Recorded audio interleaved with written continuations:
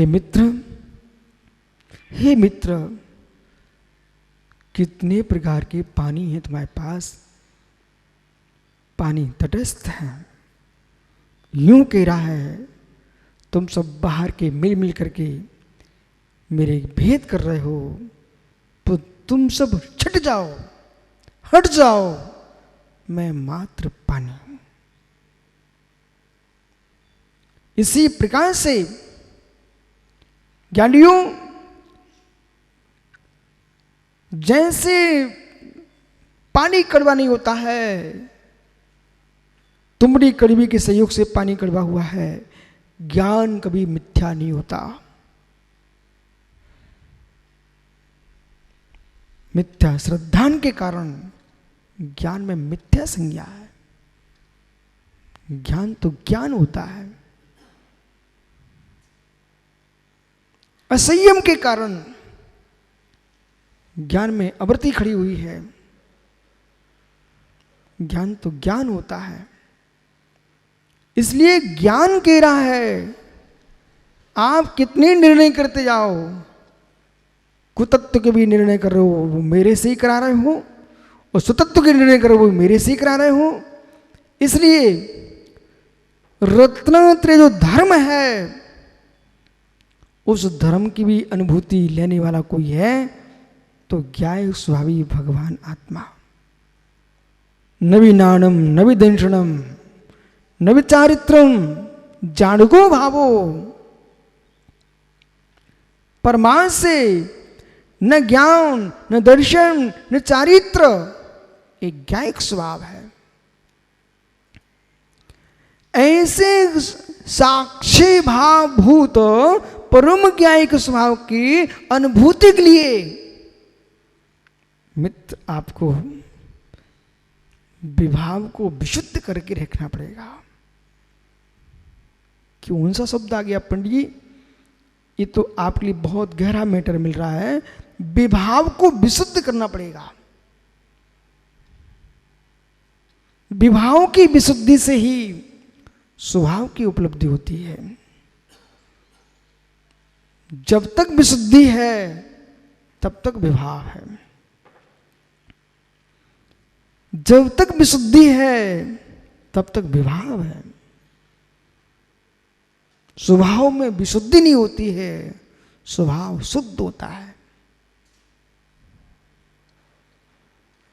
स्वभाव में बेटा विशुद्धि नहीं होती है, समझते जाओ बालकों, क्योंकि भविष्य में इस संस्कृति को आपको सुरक्षित रखना है। बेटा अल्प ज्ञानी बने रहना, यथार्थ ज्ञानी बनना। ज्ञान बिखेरने के राग में अनुनीत व्याख्यान करने कभी मत बैठना। जिसका निर्णय तुम्हारे पास सम्यक हो, वो जितने गहरे विषय को स्पष्ट कर सको, तो कठिन विषय आप खोल के रखना। स्वयं ही बोध नहीं है, उन विषयों को तुम सत्यार्थ बोध क्या दे पाओगे।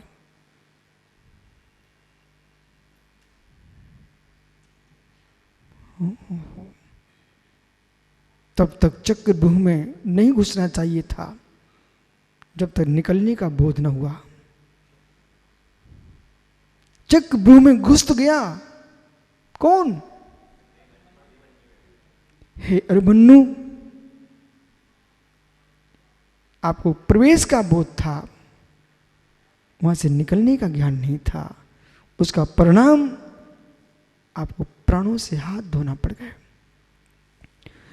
अत्यंत निषिद्धारम जिनवरस ने चक्रम,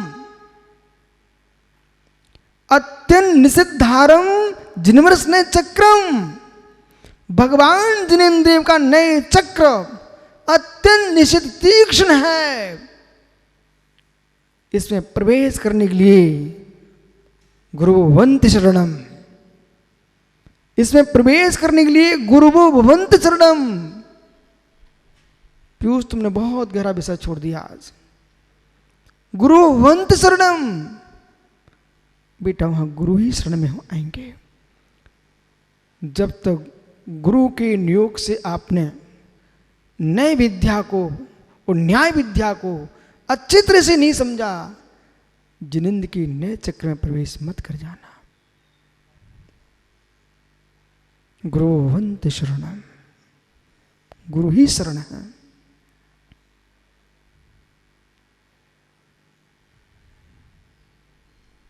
इसलिए मुझे कभी कभी ऐसा भाव आता है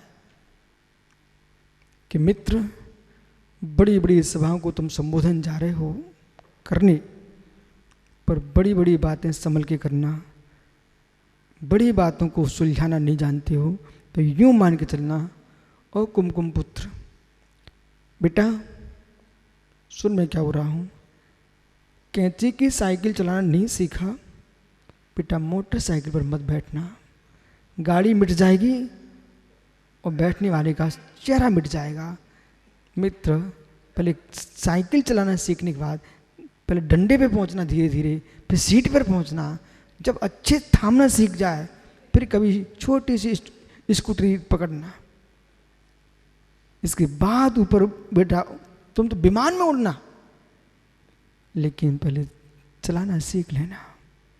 इसी प्रकार से मैंने कहा कि भाई स्वातम प्रवचन करो, नहीं, आपके सामने शर्म लगती है। बेटा बेटा इंदौर में मैंने देखा, सुबह शाम सुब्र सागर आप भी थे, विमान घूमते रहते थे छोटे छोटे, और विमान के साथ साथ रोड पर गाड़ियां घूमती रहती थी, उनमें लिखा रहता था, नमी बड़कुल तुम्हारे इंदौर में गाड़ियां घूमती रहती हैं, उसमें एल बना रहता है, वो गाड़ियां क्यों घूमती बेटा? किसी को गाड़ी चलाना सीखना हो तो वो गाड़ी चलाना सीखेगा तो उसके अंदर चालक पुराना बैठेगा कि नहीं बैठेगा? नहीं नहीं नहीं, वो तो कह रहा है सीमित, मुझे शर्म लगती है, हम तो अकेले चलाएंगे। बेटा अकेले नहीं चला पाओ, गिर जाओगे, पता नहीं किसको और ठोक दोगे। इसी प्रकार से पहले गुरु के सामने उपदेश सीखना चाहिए, उनके सामने बोलना चाहिए। और जब तक तुम गुरु के सामने बोल नहीं पा रहे हो, अकेले क्या तुम बोलोगे? गुरु को विश्वास हो जाए कि मेरा शिष्य, अब रंगमंच पर नाचना अलग विषय है, रंगमंच पर तो कोई भी नाच सकता, मयूर भी नाच लेता है, लेकिन बेटा धर्म मंच पर बोलने के लिए आगम ज्ञान चाहिए। ऐसा महान दिगंबराचार्य त्रिवल्लाचार्य स्वामी कुरल काव्य में लिखते हैं, रंगमंच का बोलना अलग विषय है। बड़े बड़े रंगमंच पर बोलने वाले लोग सुब्र सागर मेरे मंच पर आए और बेचारे 2 मिनट में ऐसे कांप रहे थे जैसे घरे में तूफान चलने पर बेरिया हिलती ना, ऐसे हिल रहे थे। मैंने कहा आप तो घंटों घंटों बोलते स्वामी, वो बोलना अलग है, वहां सम्मति नहीं होती है, वहां सत्य धर्म नहीं होता है, सत्य अनुव्रत नहीं होता है, सत्य महाव्रत नहीं होता है, भाषा सम्मति नहीं होती है, वचन गुप्ती नहीं होती है। वहां बोल लेता हूं मैं, परंतु मुनियों के मंच पर एड़े खेड़े बोलने खड़े हो जाएंगे, वहां अपने हंसी करा के जाएंगे। यहां तो आपको सम्मति से बोलना पड़ेगा, सुयोग्यता से बोलना पड़ेगा।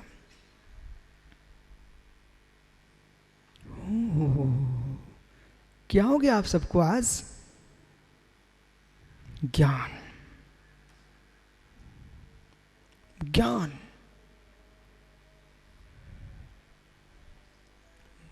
न मन को आपको बस करने की आवश्यकता है, न इंद्रियों को बस करने की आवश्यकता है।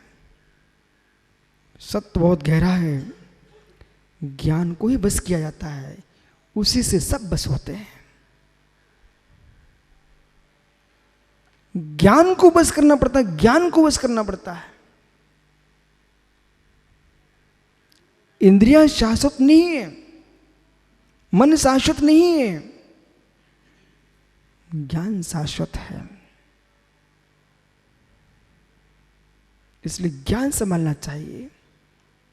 जिसने उपयोग संभाल लिया है उसका उपयोग समझ जाता है, वही उपयोग संभालने वाला जीव सु उपयोग में जाता है, वही उपयोग संभालने वाला जीव शुद्ध उपयोग में जाता है, वही उपयोग संभालने वाला जीव ही शुद्ध स्वभावी शुद्ध उपयोगी केवली भगवान बन जाता है।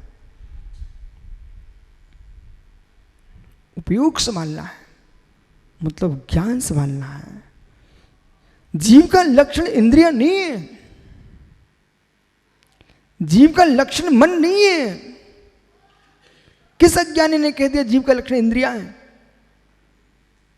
किस अज्ञानी ने कह दिया जीव का लक्षण मन है? सिद्धांत शास्त्र में कहीं नहीं मिलेगा, समय सार में भी नहीं मिलेगा। कुंद कुंद भगवंत ने तो स्पष्ट लिख दिया है, उपयोग एव आत्मा है मित्र, क्या भड़सी पुगलम दब्बम। वो मई उपयोग मई आत्मा है, तुम पुद्गल द्रव्य कैसे बोल रहे हो? इंद्रियां जो है शरीर बांग मनः प्राणा पान पुद्गला नाम। तात्पर्य समझना, बार बार मैं तत्वसुध के सूत्रों को क्यों उपयोग कर रहा हूं? कम से कम ये भारत की भूमि के बचनों को बच्चों को ये बोध हो जाए कि तत्वसूत्र एक महान ग्रंथ है, इसे हल्के में मत लो। यदि कार्तिकेय ने लवकुश ने सुना दिया तो सोनू हित मत मान लेना कि बच्चों का ग्रंथ है। मित्र, बड़े बड़े चोटी कोटि के विद्वान तत्व का निर्णय करते तत्वसूत्र से। आचार्य पूज्यपाद स्वामी ने तत्व का निर्णय तत्वसूत्र से किया है। आचार्य अकलंक स्वामी ने तत्व का निर्णय तत्वसूत्र से किया है। आचार्य विद्यानंद स्वामी ने तत्व का निर्णय तत्वसूत्र से किया है। आचार्य भास्कर नंदी ने तत्व का निर्णय तत्वसूत्र से किया है। आचार्य मित्र सुरसागर सूरी ने तत्व का निर्णय तत्वसूत्र से किया है। और कई से तंबर आचार्यों ने भी तत्वसूत्र से तत्व के निर्णय किए हैं। वो विषय अलग है, उनका अपनी बुद्धि से निर्णय हुआ है, पर तत्वसूत्र में प्रयास नहीं है।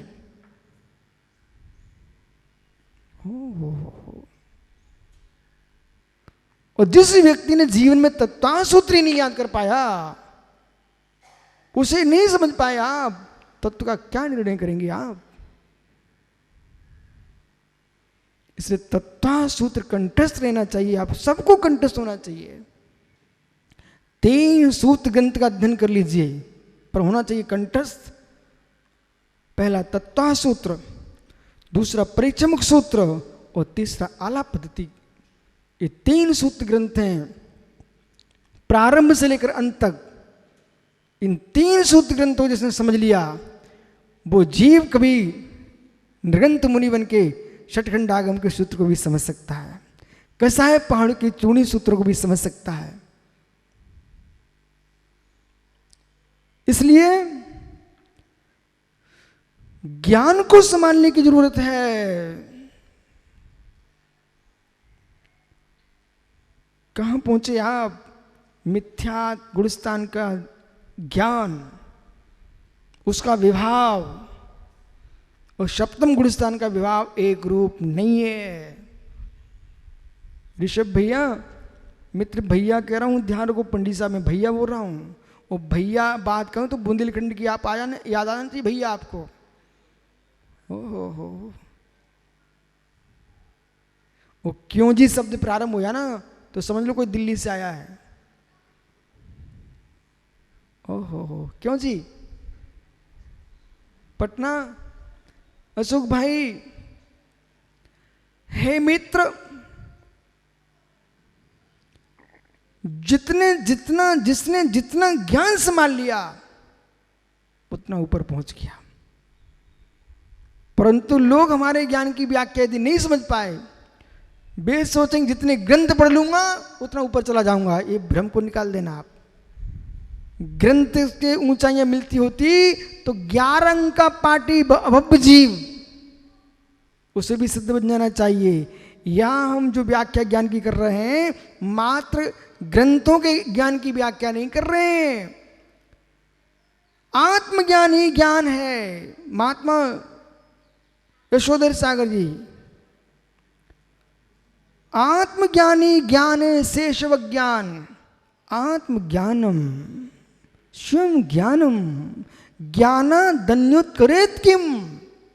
हे मित्र, आत्मज्ञान ही ज्ञान है। संजय भोपाली, मित्र आत्मज्ञान ही ज्ञान है। ज्ञान दन्यात करोति किम, अन्य ज्ञान क्या कर सकते हैं। इतना जो पुरुषार्थ चल रहा है, ब्रह्मचारी बनना, एलक बनना, चुल्लक बनना, आरकाय बनना, मुनि बनना, मित्र सारा रखना जो पुरुषार्थ है विवाह को संभालने के लिए है। अब आइए विवाह ज्ञान में स्वभाव ज्ञान कैसा है, तभी तो साथ में गाथा समझ में आएगी। विवाह ज्ञान में स्वभाव ज्ञान प्रकट होता है, और एक विवाह ज्ञान से स्वभाव ज्ञान प्रकट होता है। विश्व सागर मित्र आज समझ लो, विवाह ज्ञान में स्वभाव ज्ञान प्रकट होता है, और विवाह ज्ञान से स्वभाव ज्ञान प्रकट होता है। व्याकरण भले न जानो, लेकिन बिना व्याकरण के विश्व में पशु की आवाज नहीं निकलती। अजमीरा, ओ पंकज पुत्र, बेटे समझ, बिना व्याकरण के पशु की आवाज नहीं निकलती। मनुष्य की तो छोड़िए, आपको विशेष जानना हो तो प्राकृत के व्याकरणाचार्य बैठे वहां पास, ऋषभ पंडित जी। पंडित जी मैं गलत कह रहा हूं? पंडित, बिना व्याकरण के पशु की आवाज नहीं निकलती।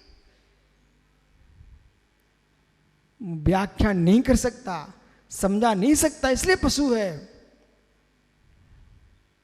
सुनिए, महात्मा भोला खड़े हो जाओ, बहुत 25 साल निकल गए हैं। मित्र ये पूछ रहा हूं आपसे, बिल्कुल शर्मने की आवश्यकता नहीं है, और कोई दूसरा खड़ा ना करना पड़े। अब मैं ये पूछ रहा हूं, बकरी कैसे बोलती है? बीच में मत बोलो भाई, अच्छे से बोल। छोटी बकरी, बड़ी बकरी, तीनों बकरियों की आवाज निकालिए आप।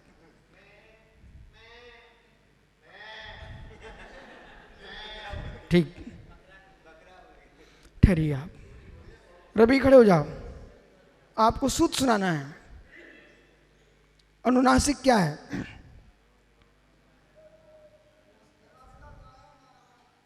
बैठ जाओ। बकरी पंजी कौन सी आवाज से बोल रही है? ठहर भाई, जो भोले ने आवाज निकाली इसमें अनुनासिक है कि नहीं? पीयूष क्या है? फिर से बोलना बोले। ये कहां से बोल रहा मित्र?